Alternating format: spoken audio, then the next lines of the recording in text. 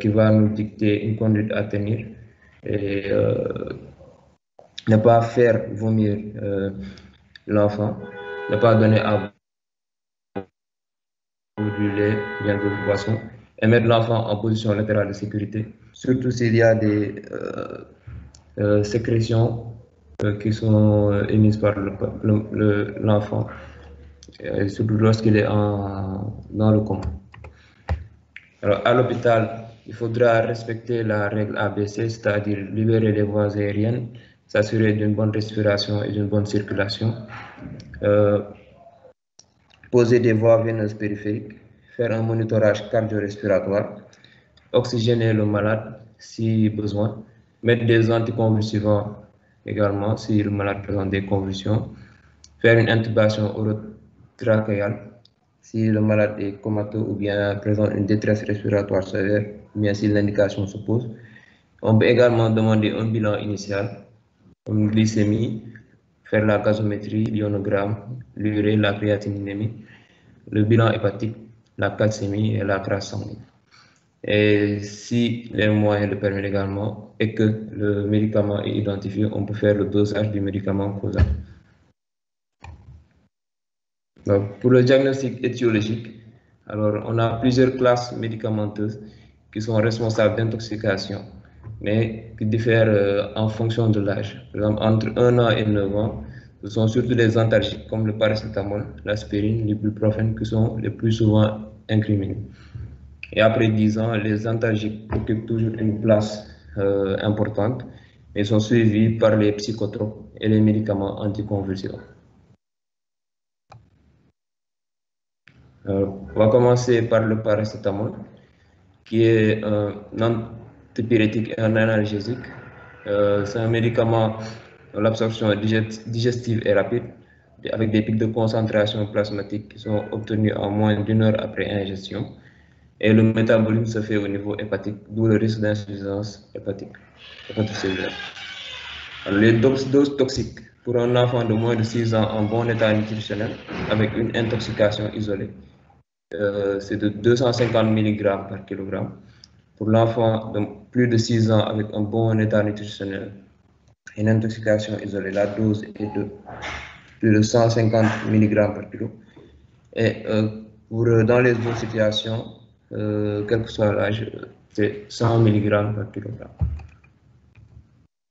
Les manifestations que l'on peut avoir en cas d'intoxication par paracétamol sont la symptomatologie est différée, débutant 12 à 24 heures après l'intoxication, avec des signes digestifs comme des nausées, des vomissements, des gastralgies, des signes neurologiques comme somnolence, des signes hépatiques survenant 24 heures après l'ingestion, à savoir une cytolyse hépatique qui va se traduire par des hépatalgies et un ictère, puis une insuffisance hépatocellulaire, le plus souvent irréversible avec une encéphalopathie hépatique, des troubles hémorragiques, des troubles cardiovasculaires et rénaux, et le risque de décès par hépatite fulminante est présent entre le 4e et le 18e jour.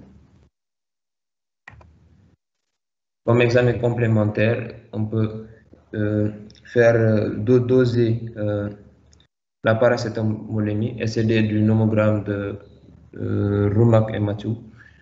Mais il faut savoir que ce nomogramme ne peut pas être utilisé ou bien pas apprécier la toxicité d'une paracétamolémie prélevée avant la 4e heure post-ingestion. Chez le nourrisson ou bien l'enfant de moins de 6 ans qui est intoxiqué avec une substantion, c'est-à-dire les formes galéniques, les sirops, le risque toxique peut s'évaluer sur une paracétamolémie qui est prélevée à la 2e heure post-ingestion. Et il faut savoir que la paracétamolémie toxique, dans ce cas de figure, est une dose supérieure à 225 microgrammes par millilitre. Donc, on peut également doser les transaminases, demander le TP-TCK, doser le facteur 5, la glycémie, faire une numération formule sanguine, doser l'urée, la créatinine, faire un ionogramme et les gaz du sang si il y a des critères de gravité. Alors, sur ce schéma, on a le nomogramme de Rumack et Mathieu qui va apprécier en tout cas nous dire si la dose retrouvée, la paracétamolémie dans le cadre d'une intoxication au paracétamol est toxique ou pas. Donc, ici en abscisse, on a les heures après ingestion et vous voyez que, excusez-moi, que le nomogramme est utilisé après 4 heures post-ingestion. On a ici à droite de cette barre-là la dose toxique et ici, si la paracétamolémie est dans cette fourchette, la dose n'est pas toxique. Mais notez que chez les enfants de moins de 6 ans qui sont intoxiqués avec des formes sirop, on peut utiliser le nomogramme à partir de 2 heures post-injection. Donc pour l'aspirine, qui est un antipyrétique, un anti-inflammatoire et un analgésique, on a une absorption qui se fait au niveau de l'estomac et le jejunum. Le métabolisme est hépatique et l'élimination se fait au niveau du rein en cas d'absorption massive. La dose toxique est à partir de 150 mg par kg par jour. Les manifestations cliniques de l'intoxication aiguë que l'on peut avoir peuvent être des troubles neurologiques comme des céphalées, des vertiges, des bourdonnements d'oreilles, une surdité, des troubles visuels et photophobie. Et secondairement, on peut avoir une somnolence, une agitation et des hallucinations, des convulsions et un coma qui traduisent une intoxication massive.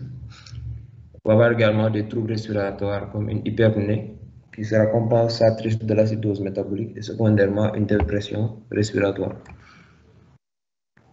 On peut avoir comme troubles digestifs des douleurs épigastriques, des nausées, des vomissements, des hémorragies digestives. Et il faut savoir que chez le petit enfant, avant 2 ans, le risque d'acidose métabolique et les troubles neurologiques sévères font la gravité de l'intoxication par l'aspirine.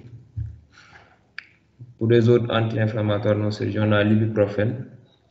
La dose toxique se situe à plus de 400 mg par kg, avec comme manifestation clinique des troubles digestifs au premier plan, à savoir des nausées, des vomissements, des épigastralgies, un hématémèse, et exceptionnellement, on peut avoir une atteinte médulaire, un collapsus, une tubulopathie rénale, des troubles neurosensoriels comme des céphalées, des vertiges, hallucinations, diplôme.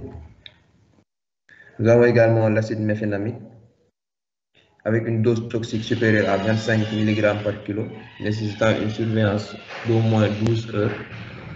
Et les manifestations cliniques peuvent être des troubles digestifs mineurs ou bien des troubles neurosensoriels.